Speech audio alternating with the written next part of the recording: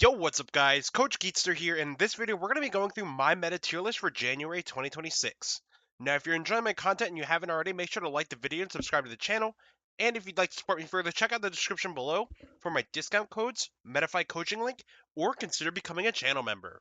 Now, before we get into actually breaking down where all the parts are going to go on this list, we're going to get two things out of the way. First thing, this is for 3-on-3 in the normal standard base stadium.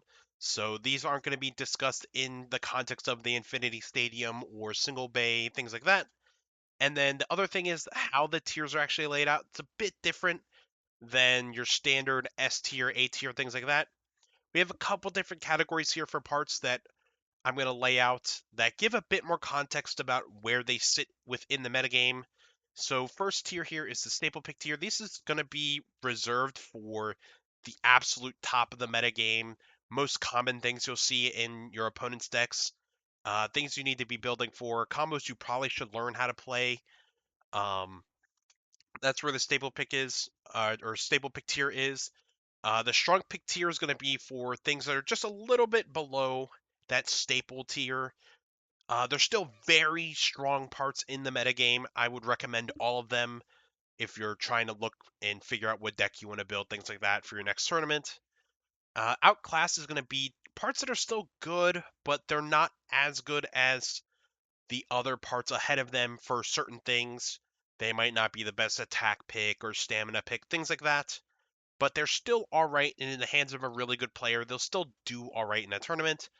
And then the last tier here is going to be the for fun tier. This is where everything else is going to go. Beyblade X is the game. So most important thing is to have fun. So if you have a part that you really like, don't feel discouraged if it's not in any of the tiers above. If you really have fun playing that part, go right on ahead. So with the interest of time, I'm gonna put the for fun tier up on the screen now. You can pause the video and take a look at it. If there's something that you're unsure of about why it's in this tier, feel free to drop a comment below. I'll try to get to them all. Generally, these videos do get a lot of comments, so I might not be able to get to everything, but I will try my best. Now, we're going to get into the tier list now, and the first thing I'm going to put up on the screen is going to be our two staple pick blades. These have not changed since the last tier list I've done, and this is going to be Shark Scale and Wizard Rod. They're still just the absolute peak of the meta, and I would expect every tournament winning deck to probably have one or both of these, especially Shark Scale. I don't think there's ever a way you can play in a tournament and expect to win if you don't have this in your deck. I would never take this out of my deck unless I absolutely had to for whatever reason.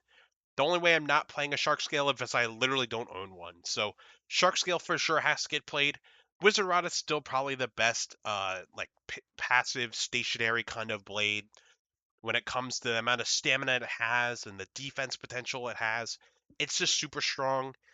Its pairing with Hexa is just insanely good by now. Everyone knows this. These parts have been good for a long time, especially Wizard Rod's coming up on 2 years of being within the game, and that is just insane to me that it hasn't even dropped down a little bit. So these two are the staple pick tier blades. You'll probably see one or both, like I said, in a deck. So most of the rest of the blades here are just going to be a third pick. You're going to be your third blade in your deck.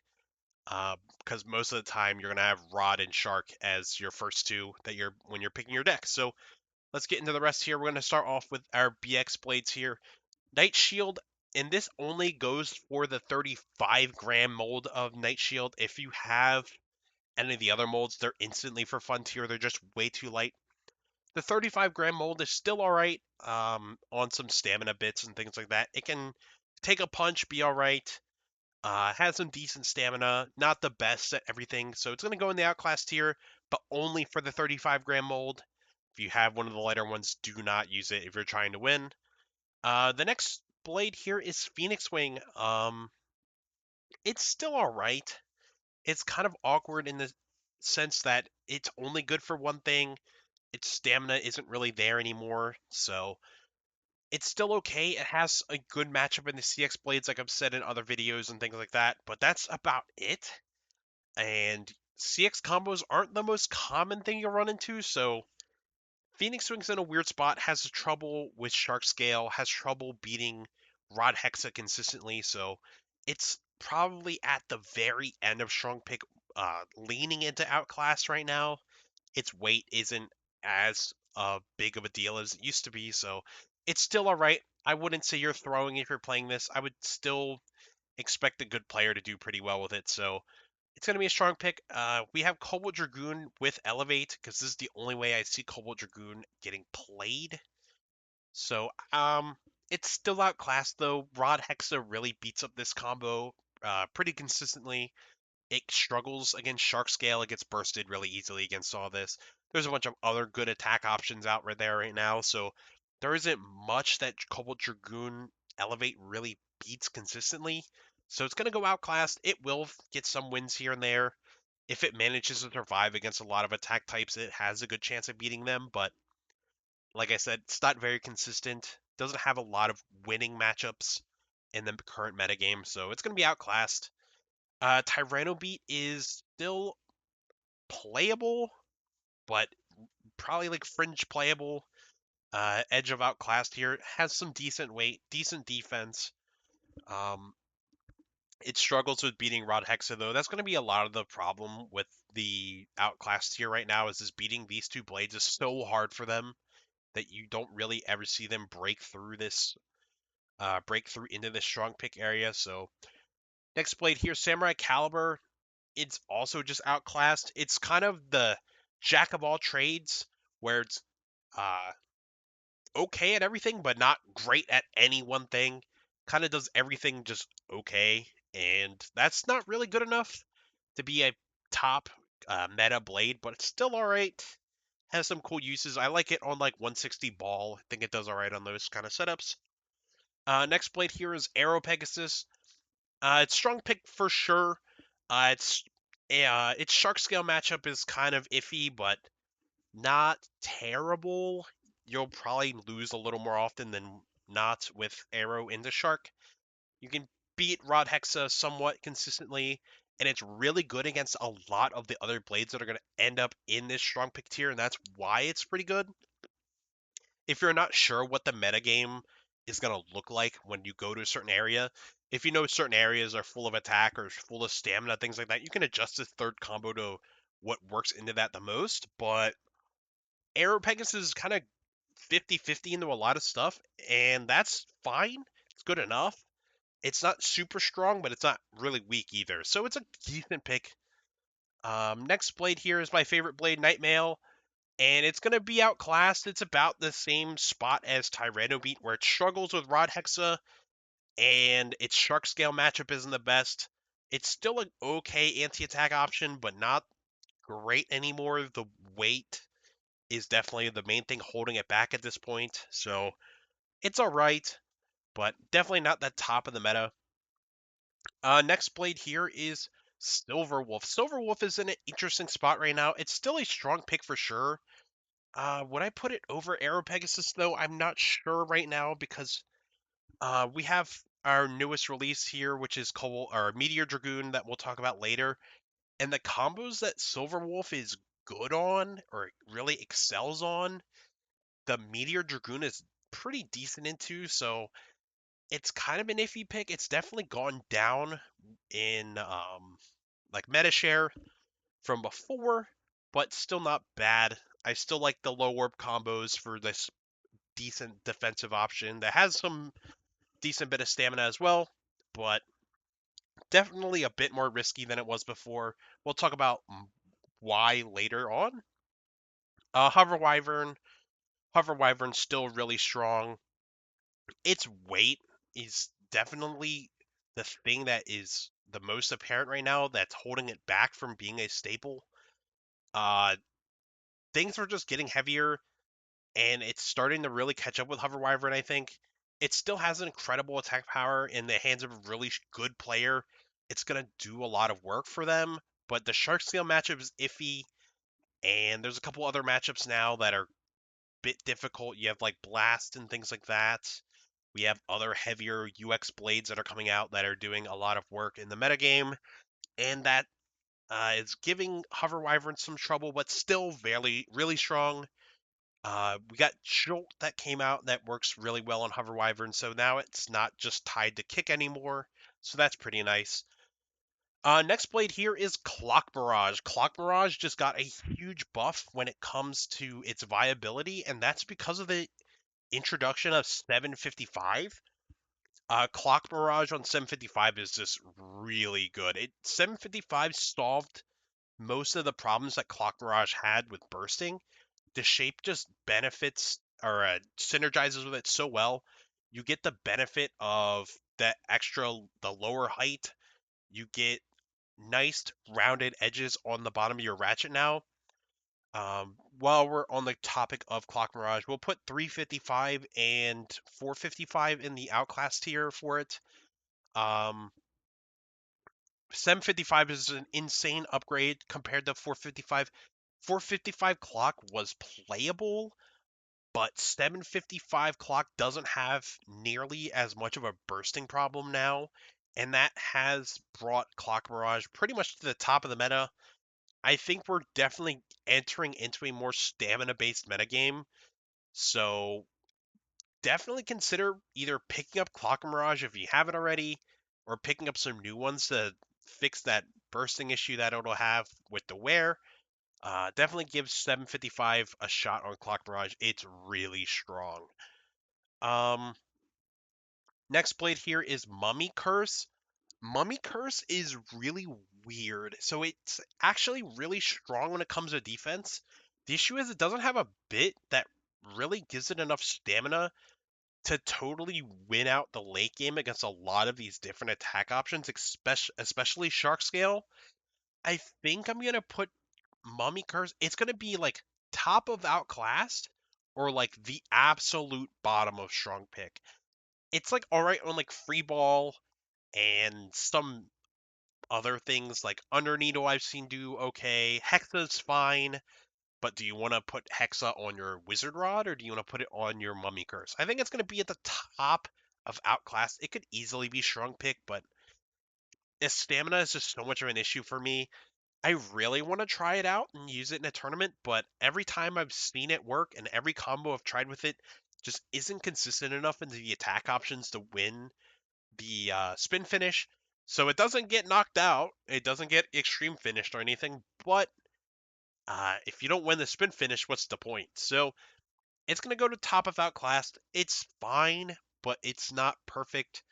Um, Rod Hex is definitely better for defense. Silverwolf is a bit more reliable when it comes to defense, but it gets KO'd a little easier, I would say. So Mummy Curse top of Outclass for now. If another bit comes out that synergizes with it better, gives it the stamina it needs to consistently beat Shark, then we could see it definitely occupy this strong pick tier for sure. So top of Outclassed. And then last blade we have here is Meteor Dragoon. Meteor Dragoon is a weird. It's not bad. It has some consistency issues. I'm gonna put it at like the bottom of strong pick. I think it's not terrible. The issues that it has is its consistency, mainly. It doesn't really equalize very well, so you can't reliably use that as a strategy. And its attack power is a bit limited later into the battle. It's kind of like a one hit, two hit kind of blade. It has to win within the first few seconds, or it's not gonna win. But it being left spin does introduce a lot of different things into the game. It makes a lot of these like uh, ball style bits a lot weaker. That's why I mentioned that against Silverwolf, it actually can beat Silverwolf pretty consistently with level and things like that.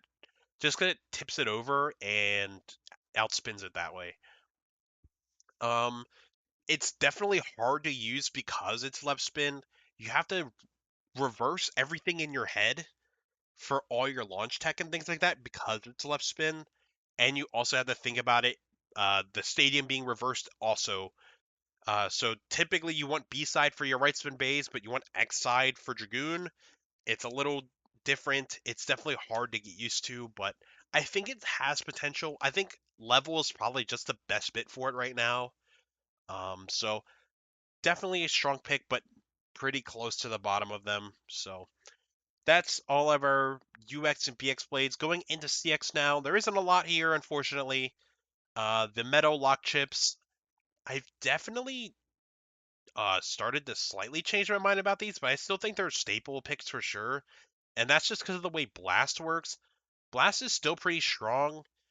Um, Blast on heavy, Blast wheel is still okay. Blast free is all right. Definitely not as strong as it used to be because of Meteor Dragoon. It's another one of those combos that really relied on the ball bit. So, um, I definitely prefer having the metal chip with Blast just to keep it in the stadium, give you more weight to run into things, to give you a chance to outspin, or not outspin, but over finish or extreme finish like Rod Hexa. Um, you don't really need that little bit of extra stamina too often. Sure, there might be some battles where you're like, oh, I might have won the spin finish if I had the normal chip. But I think having the metal lock chip will save you in a lot more other battles and you just don't realize it. So I would most likely always use a metal chip on this just because the only advantage CX has is its weight, so you might as well just maximize that. Next blade here is gonna be Hunt. Hunt is still not great. It's another one of these kind of blades like Samurai Caliber, where it's good at everything, but it's not great at one thing. Okay for defense, okay for attack, but doesn't compare to Blast in that category either way. Might is pretty mid. It's just here mainly for its weight. You can kind of just jam it onto free or like wheel and just make a giant heavy brick that you can just sit in the stadium. But that's about it. Um, Otherwise, it's not the best. It doesn't have a lot of attack power. It's just used for defense combos only. But like I said, Blast just outshines both of these by a good bit. But this is like the only other CX options you really have to use outside of Blast. Blast is like the only usable one. For assist blades here, we have Wheel, Free, and Heavy. Heavy is definitely the most usable out of the three now. Free is definitely the worst. Wheels is kind of in the middle. Like Blast Wheel is still all right. I think the Heavy build is a little bit better in a 3-on-3 environment just because of Rod Hex. You'll have a lot more luck with Blast Heavy beating Rod Hex as opposed to Blast on Wheel. Uh, Blast on Free was all right. It relies a bit on like the ball bits to have enough stamina to win in the late game and to potentially beat Wizard Rod Hex. The issue is now that we have Meteor Dragoon out, being so tall on a round bit, you're gonna get tipped over a lot and you're gonna lose spin finishes to Meteor Dragoon, even if they don't over or extreme you. So it makes that combo specifically a bit harder to use. It's probably still fine if people aren't using Meteor as much, but with just the existence of Meteor Dragoon, you have to think of it at least a little bit when it comes to your combo building. Because if you don't consider it, you're gonna get blown out by it, and it's gonna feel pretty bad. So Free might have to go back into the oven a bit. We might have to mess around with it a bit more. Like Blast 3 Hexa is probably pretty good still, but it's just tough to see Hexa go on another bit or another blade other than Rod right now. So that's where I think all the blades and assist blades are gonna go into the meta right now. We're gonna go with our Ratchets next. The zero Ratchets, so 0, 60, and 70 are basically just there to add a bunch of weight to your combo. They're really burst prone, so I wouldn't use them on anything that isn't high resistance. Um, they do scrape a lot, so they don't give you great LAD either. They're definitely just outclassed. If you have nothing else and you want to add a bunch of weight to your combo, the zero ratchets are there, but I think sevens are just better options. 160 is probably just a staple ratchet. It's seen in almost every deck. Um, it's just super strong to have that ability to give extra attack power to your blade, or fix imbalances, or just have that ability to pop out of pockets if you're using a combo that you launch hard all the time. So it's going to go at the top of stable pick. It's probably the only stable pick ratchet here. 170 is not outclassed. It's a strong pick. 170 does all the same things as 160, but you pretty much have to use it on one of the low series bits. You don't really want to put your combos too high, especially with Shark Scale in the meta. So Shark Scale uses 170 very well because of Low Rush, but you don't really see 170 in other bits other than Low Rush, things like that. 360 still really strong for stamina. Has a bit of a burst resistance issue, but for pure stamina, it's really strong. Really strong on Wizard Rod Hexa if you don't have a 6 that works with it well. 370, same thing, but just slightly worse. You can use 370 with Shark Scale. I just don't want to do that. I'd rather just use the 170 at that point. 560 is outclassed. We haven't gotten a blade that really likes this ratchet in a while.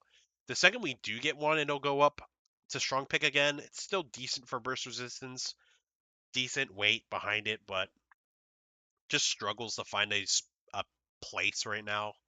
I've tried it on Meteor and it's all right. I still prefer other things though.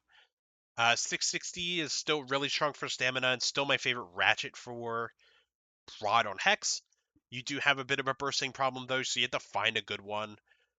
But to give a lot of just raw stamina to a combo, it's really powerful in mirror matches and things like that.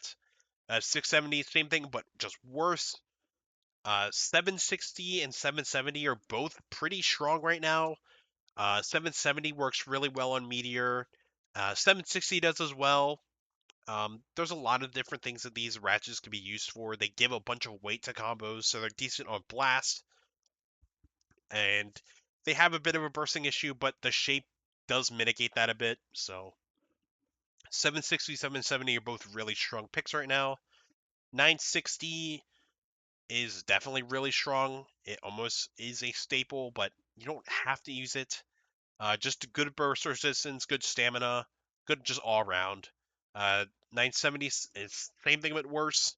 Um, so ratchets really haven't changed places much. We have a couple different ones, but main thing here is 770 with Meteor is really strong.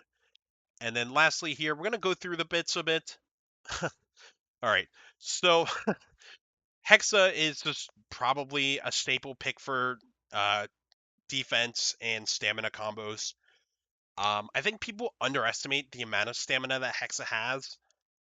Whenever you see people play Rod Hexa up against Rod Freeball and things like that, the people that are on the ball bit just assume they're gonna win, and that's not always the case because of uh, the size of Hexa. It really stands up well when you put it on these blades with great outward weight distribution, like Wizard Rod. It doesn't tend to tip over, and if your blade can just occupy the center of the stadium while you push the ball bit away constantly and tip them over, eventually they're going to just get destabilized to the point where they can't recover and lose. So you can't underestimate the amount of stamina that Hexa has when paired with Rod, but its defensive ability is just really good as well.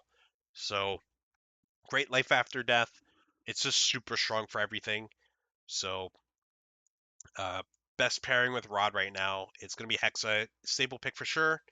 The ball bit is still really good on Clock Mirage. Rod Ball and like Rod Free Ball have been seen a bit of a resurgence, so definitely consider it for them. Free Ball is definitely a strong pick as well, and I would pick it over Ball first. I really like Clock Mirage on 755 with Free Ball, and I know there's people that like the Shark Free Ball combos, but I think they're getting worse.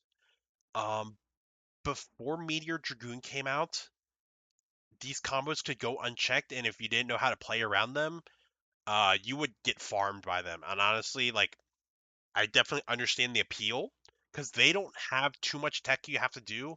It's more just putting all the like pressure on your opponent to execute well, and if they don't, they're gonna get punished by these kind of stationary sharks combos. But now with Meteor Dragoon, they kind of get hard checked by Dragoon level, so I wouldn't recommend playing those combos as much anymore. But Free Ball on Clock Mirage is good. Free Ball on Rod is still pretty strong, so it's definitely a strong pick for sure. Low Orb is definitely just the worst of the three now because of Meteor Dragoon existing. Low orb gets tipped over really easy by like Dragoon or Meteor Dragoon on level, and that just leads to you losing spin finishes a lot. That's why I said that Silver Wolf isn't as strong anymore. Clock Mirage with 755 doesn't mesh with this as well either because of how short it gets. It scrapes super easily and really early on the battle compared to free ball and things like that. So I wouldn't recommend it with that either. But it's still good for like pure defense and things like that. Like Silver Wolf free ball is still a really strong defensive combo.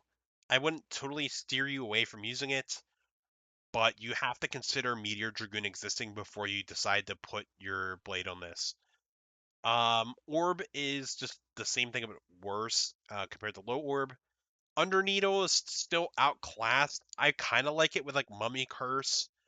Um, Clock Mirage can still use it pretty well, but I think Free Ball is just better in like all aspects for this. So it's still okay if you really want that short height. You can use Under Needle, and it's all right. It's serviceable, but I think you'll get a lot more mileage out of Free Ball. And then lastly, we're gonna go through our attack and balance bits. Rush and low rush are just the best attack bits still. They just have so much stamina. They're easy to control. Pretty consistent extreme dashes, so just definitely still have them at the top. Kick is still really strong. Kick is really good with Hover Wyvern. I've seen Kick on Aero Pegasus do well.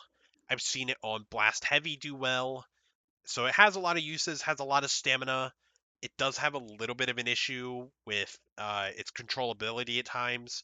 But if you really take the time to learn how to use Kick, you'll get a lot of good results with it. Taper, I don't like as much as Kick.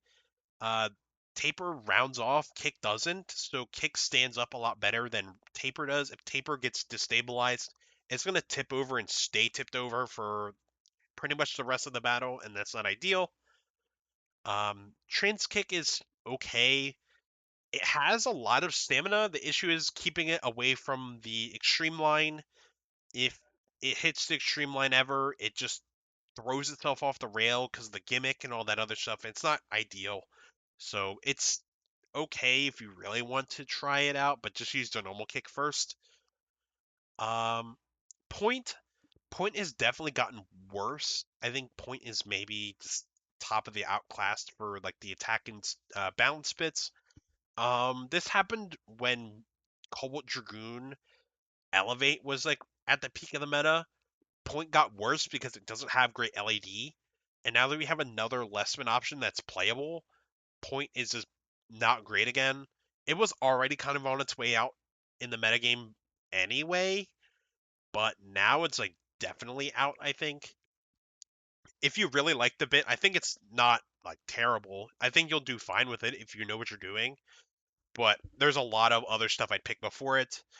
Level is gonna go strong pick tier. I know a lot of people got upset when I put this in outclassed before, but now that we have a good left spin option, now it's actually worth picking again. Like I said, it really works on not Cobalt Dragoon, but Meteor Dragoon really likes level. It keeps it upright and lets you get some spin finishes at times with the spin stealing. But even if you're not putting it on Meteor, but you're afraid of losing the outspin to Meteor, you can chuck it on things like Shark Scale or Aero Pegasus, and it gives you the LAD to have the chance to beat them. I don't think you need to do that though. I don't think Meteor is prevalent enough to start moving level to things to try to prevent losing the outspin. But if you really are scared of it, you can absolutely do that. Snap is outclassed. It's decent on Meteor Dragoon, but I think level is just a bit better. Still has decent LAD. Uh, it's same thing as level with the amount of gears.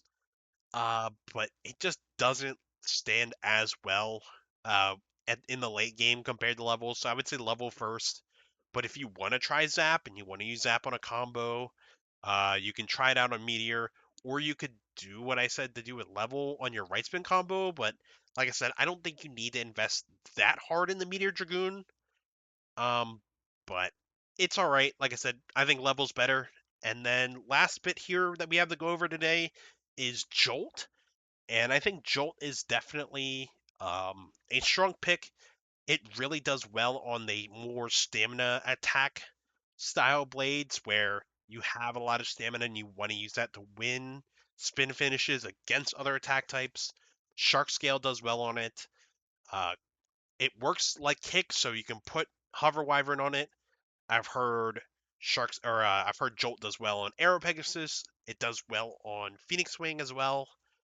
But that last one is a little iffy. But Aero Pegasus, Hover, and Shark Scale for sure.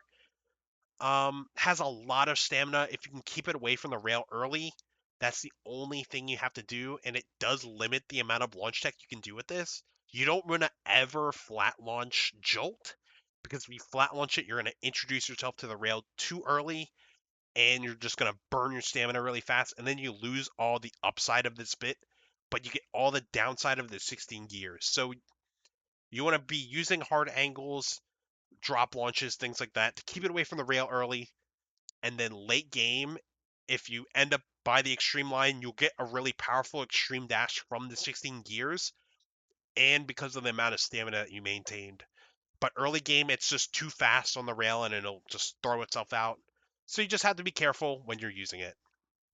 So this is where I think the Beyblade X metagame is currently right now. Not too much of a shakeup from before, but Clock Barrage is probably the biggest winner from the past couple of releases here. Definitely shot up in viability just with the introduction of 755. But like I said, the meta hasn't changed too much. We got a couple new options, but like I said, main thing, Clock Mirage moved up, and we got a couple more viable bits now. But I hope you guys enjoyed. If you haven't already, make sure to like and subscribe, and I will catch you guys in the next video.